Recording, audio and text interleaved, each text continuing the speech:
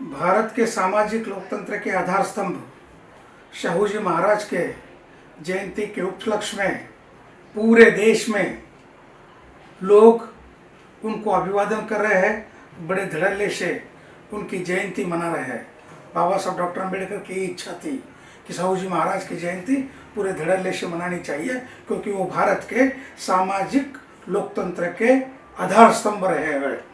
तो सामाजिक लोकतंत्र के आधार स्तंभ शाहू जी महाराज रहे, इसका कारण ये है उन्होंने अपने 28 साल के राज्य के कार्यकाल में, बहुत कम कार्यकाल रहा है, जो काम किया वो वास्तव में भारत में सामाजिक लोकतंत्र के एक आधार स्तंभ के रूप में रहा है। इसको हम 4 ढंग से देख सकते हैं। एक, आरक्षण।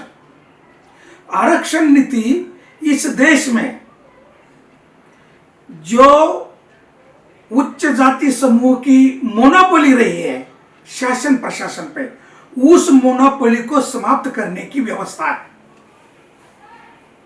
ये किसी शेड्यूल कास्ट शेड्यूल ट्राइब को दी हुई व्यवस्था नहीं है। लोग उसको लिमिटेड ढंग में देखते हैं। भारत में अपने हित की सोचने की बात रही है, इसलिए वो सोचते हैं कि फूले हो, शाहू जी महाराज हो, डॉक्टर अंबेडकर हो, इन्होंने सोशल वर्क किया और ये पर्टिकुलर वर्क के लिए किया, ऐसा नहीं है। समूचे भारत में सामाजिक लोकतंत्र की व्यवस्था स्थापित करना, ये उनका मकसद रहा है। स्थापित करना, इसका अर्थ क्या है? इसका अर्थ यह है कि पुराने ढर्रे की जाति व्यवस्था छोड़ देने की और सामाजिक लोकतंत्र की नई व्यवस्था स्थापित करने की। जाति व्यवस्था में हर कास्ट की हर व्यवसाय में अपनी मोनोपोली रही है, खास करके उच्च जाति समूह की प्रशासन और शासन में मोनोपोली रही है। ये मक्तेदारी, ये दबंगाई समाप्त करने के लिए जिन जिन समूहों की शासन और प्रशासन में व्यवस्था नहीं रही, सहभागिता नहीं रही, उन सारे समूहों के लिए शाहू महाराज ने 1902 को आरक्षण दिया।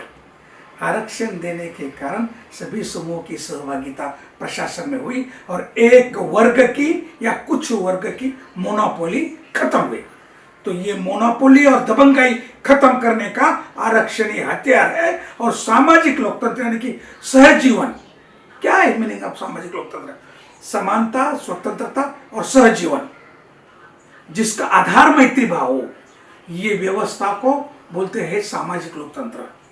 ये सामाजिक लोकतंत्र के लिए उन्होंने आरक्षण की व्यवस्था करके उसका करारा प्रहार किया। उसके बाद दूसरी व्यवस्था है एजुकेशन। भारत में जाति व्यवस्था के अंतर्गत अलगाव की प्रवृत्ति है। अलग अलग जाति एक दूसरे के साथ खाती नहीं, रहती नहीं, बैठती नहीं, व्यवहार करती नहीं, ऐसी व्यवस्था है। तो अलगाव की प्रवृत्ति ये कास्ट सिस्टम का मेन पार्ट है। उसी को समाप्त करने के लिए उन्होंने हर गांव में फ्री एंड कंपलसरी एजुकेशन शुरू किया, प्राइमरी एजुकेशन शुरू किया। जिस गांव की आबादी 500 रही, वहां उन्होंने सरकारी स्कूल दिया और सभी बच्चों को स्कूल में बिठाया। स्कूल एक सॉल्वेंट है जिसके माध्यम से सभी समूह के बच्चे एक साथ आते हैं, पढ़ते हैं और मैत्री भाव से रहते हैं। इससे सामाजिक लोकतंत्र निर्माण हो जाता है, मजबूत हो जाता है, अभिसरण हो जाता है। कास्ट की अलगाव की प्रवृत्ति खत्म होती है और समाज में अभिसरण की प्रक्रिया शुरू हो जाती है। ये अभिसरण की प्रक्रिया शुरू होना ये सामाजिक लोकतंत्र का सबसे महत्वपूर्ण पार्ट है। और आरक्षण के बाद उन्होंने इस पर ज्यादा जोर दिया और उसको बहुत तरह से पढ़ाया। और उन्होंने सिर्फ प्राइमरी स्कूल ही नहीं दिए, उन्होंने हायर एजुकेशन के लिए अलग अलग समूह के बच्चों को डिस्ट्रिक्ट लेवल पे बोर्डिंग्स, छात्रावास खोले। छात्रावास के माध्यम से बच्चे बाहर एक साथ रहकर एक सिचुएशन निर्माण हो गई जिसमें सामाजिक लोकतंत्र मजबूत हुआ।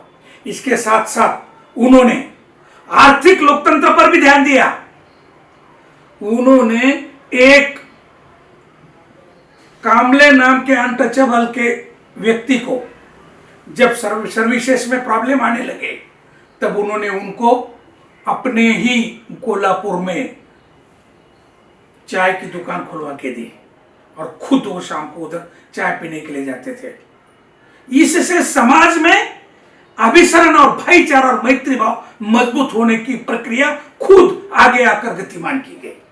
इसका प्रभाव इतना रहा कि आज पूरे देश में उनको सामाजिक लोकतंत्र के अधिशासी के रूप में लोग मानते हैं। तो सामाजिक लोकतंत्र के, भारत के सामाजिक लोकतंत्र के आधार स्तंभ साहूजी महाराज को अभिवादन करना और उनके पद चिन्ह पर चलकर उन्होंने कानून के माध्यम से और इंडस्ट्रियल के माध्यम से, किसान के काम के माध्यम से, बिजनेस के माध्यम से, सभी जगह से सामाजिक आर्थिक लोकतंत्र निर्माण करके एक मशाल कायम की और वो सामाजिक लोकतंत्र के भारत के आदर्श बने।